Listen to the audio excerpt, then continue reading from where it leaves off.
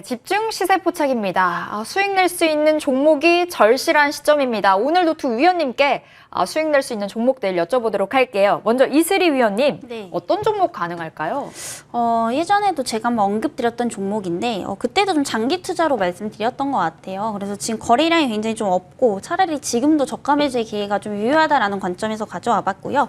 네, 스튜디오 드래곤입니다. 그래서 지금 스튜디오 드래곤 같은 경우에는 대부분이 좀 알고 계시는 종목이실 텐데 미디어 쪽이죠. 그래서 미디어는 지금 현재 전반적으로 좀 좋아질 수밖에 없는 시장이에요. 그래서 최근 뭐 넷플릭스라든지 이런 디즈니 플러스 등 이제 OTT 플랫폼들이 굉장히 뭐 많이 대중화되면서 이 콘텐츠사들 역시 이에 따라서 좀 발맞춰 가고 있는 상황이라고 좀 보시면 되겠습니다.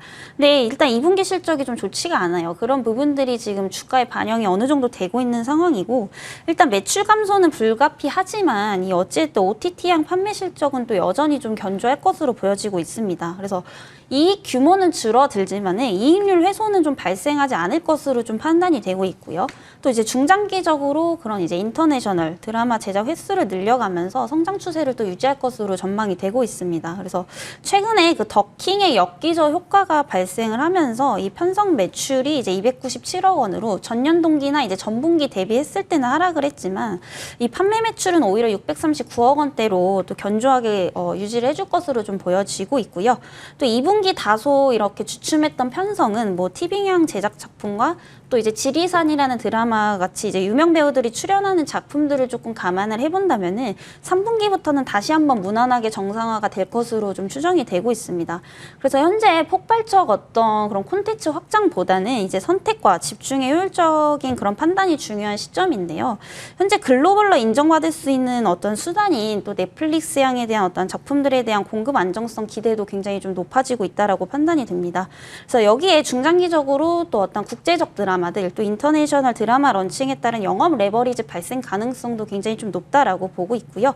즉 이제 2분기 실적 감소는 어느 정도 좀 단발성의 가능성이 높다라고 좀 보고 있습니다. 그래서 가지고 있는 파이프라인을 보면은 이런 중장기적 모멘텀은 아직까지도 좀 충분히 가지고 있다라고 좀 보고 있습니다. 그래서 워낙 이전부터 굉장히 좀 인기 있는 드라마들을 많이 제작했던 기업이고요. 그 신뢰성은 이미 국민들이 좀 다 알고 있죠. 그래서 지금 주가가 못 가는 이유는 딱 한 가지입니다. 그래서 2분기 실적에 대한 어떤 기대감, 그 실망감으로 좀 판단이 되고 있고요. 그리고 뭐 사실 시장에 영향도 없지 않아 있기 때문에 지금은 쉬어가는 구간이지만 이거를 우리가 역발상으로 생각을 해본다면 3분기나 4분기 때 만약에 실적 개선이 뚜렷해진다라고 하면 또 저가 매수의 기회가 될 수가 있는 부분이거든요. 그래서 일단 모 회사인 이런 CJ ENM의 어떤 그런 부분들도 실적 기대감이 있기 때문에 향후 이제 OTT를 통한 이제 전 세계적 미디어 업계의 전망은 저는 굉장히 좀 밝게 보고 있습니다. 그래서 지금은 숨고르기 구간이라고 좀 판단이 되고 있고요. 매수 적기라고도 좀 판단이 되고 있습니다. 그래서 목표가는 높게 손절가는 좀 짧게 가도록 할 텐데요. 목표가는 이제 과감하게 우리가 전 고점 구간인 이제 11만 원대까지 또 보도록 하겠고요. 손절가는 9만 원 이하까지 또 제시를 해드리도록 하겠습니다. 네, 오늘 유망주 스튜디오 드래곤 받아봤습니다. 더 멀리 도약하기 위한 숨고르기다. 이렇게 정리해볼 수 있을 것 같은데요. 목표가 11만 원, 손절가 9만 원 이하 체크해 보도록 할게요. 위원님, AS도 한 번 더 가볼까 봐요. 코오롱 인더가 흐름이 너무 좋아서요. 네. 이런 장세 속에서도 나흘 연속 상승세, 수익률이 무려 30% 가까이 나고 있는데 어떻게 보세요, 코오롱 인더? 저는 사실 더 갈 것 같아요. 왜냐면은 저번에도 계속 말씀드렸지만 사실 실적이 좋은 종목은 갈 수밖에 없어요. 물론 뭐 실적이 좋다고 해서 다 가는 건 아니지만 이 종목 같은 경우는 사실 기술적으로도 전혀 반영이 안 되어 있던 그런 회사거든요. 물론 이제 우리가 일봉상으로 보면은 굉장히 좀 고점 부담이 있는 것처럼 보이지만은 항상 큰 추세를 보시려면 주봉이나 월봉이 굉장히 중요합니다. 그래서 그때 제가 드렸을 때도 사실 바닥에서 이제 올라왔던 종목이고요. 실적 부분들이 3분기, 4분기, 내년까지도 계속해서 좀 좋아질 수밖에 없는 기업이기 때문에 지금 매수하시라는 것은 아니고요. 혹시라도 보유자분들이 계시다면은 다시 한번 1차적으로 우리가 85,000원까지 노려볼 만하겠고요. 뭐 85,000원을 좀 강하게 돌파한다라고 하면은 2차적으로 저희가 9만 원까지 좀 지켜봐도 좋을 것 같습니다. 코오롱 인더 계속해서 지켜볼 수 있다라는 이야기 주셨네요. 85,000원 그대로 유지해보도록 하겠습니다. 자, 그럼 이제 조경재 위원. AS 기다리고 있습니다. 네. 그린케미칼이 오늘장에서 급등을 했습니다. 오늘 8% 가까운 시세 분출 나와주고 있고요. 그때 목표가 14,000원 주셨는데 그대로 유지해볼까요? 네, 우선 이 그린 케미칼 관련돼서는 이 네. 탄소 관련주죠. 네. 그렇기 때문에 유럽이나 미국 그리고 국내에서도 계속된 이슈를 반영되고 있습니다. 그렇기 때문에 사실 이런 이슈들이 계속 반영이 된다라는 것은 주가의 긍정적인 방향으로 보이고요. 또 지금 현재 121선을 터치를 하면서 이 돌파를 준비하려고 하는 모습이 보이는데 사실 이 종목의 경우에는 400만 주 정도의 거래량이 분출된다면 조금 더 크게 상승이 가능하고 또 이러한 121선을 돌파를 하게 되면 우리가 17,000원 부근까지도 한번 노려볼 수 있는 자리이기 때문에 조금 더 홀딩하시는 게 좋다고 보여집니다. 조금 더 홀딩하자 17,000원 이야기까지 주셨습니다. 자, 그럼 오늘 장에서 어떤 종목으로 수익 뽐내볼 수 있을까요? 네, 지금 우리가 증시가 그렇게 좋지 못하기 때문에 사실 어떤 계속된 이슈를 우리가 살펴보는 것이 중요합니다. 자, 그렇다면 우리가 어떤 이슈를 살펴봐야 되냐면 금리가 오른다라는 것에서 좀 주목을 해야 될 필요성이 있겠죠. 한국은행에서는 이제 금리를 올리겠다라는 리포트를 제시를 하면서 8월 또는 올해 연내에 인상 가능성을 제시를 했습니다. 자, 금리가 오른다라는 것은 기업이나 또 개인들, 부채에 대해서는 좋지 않지만 은행이나 금융업에서는 굉장히 수혜주로 받아들여지죠. 그렇기 때문에 우리가 이런 종목들을 좀 살펴볼 수 있고 또 한국 금융 지주에 관련돼서는 카카오뱅크, 이 IPO와도 관련이 있지만 사실 오늘 소폭 조정을 받았습니다. 그래서 이런 종목들이 조금 조정을 받는다라는 것은 우리가 좀 저렴하게 저가 매수를 할 수 있는 기회다 이렇게 좀 보여지고요.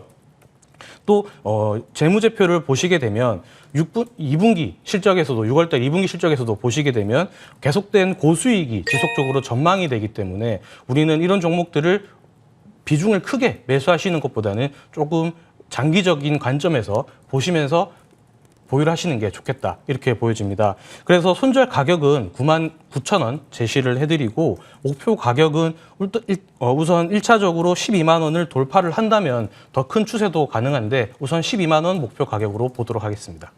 그럼 매수가는 어떻게 잡아볼까요? 매수 가격은 종가로 이렇게 우리가 좀 보시면 좋겠습니다. 네, 오늘 한국 금융지주 주셨고요. 지금 종가로 좀 진입 가능하다고 하십니다. 목표가 12만 원, 손절가 99,000원 체크해 볼게요. 자, 화면 통해서 정리하고 돌아오도록 하겠습니다.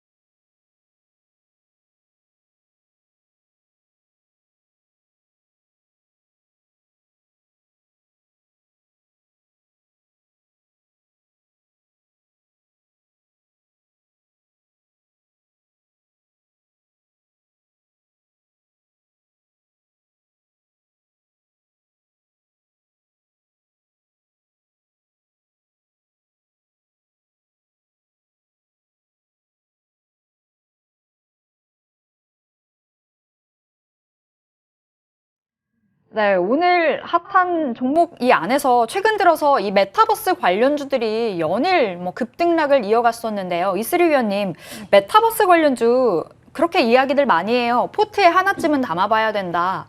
어떻게 보세요? 메타버스 관련주?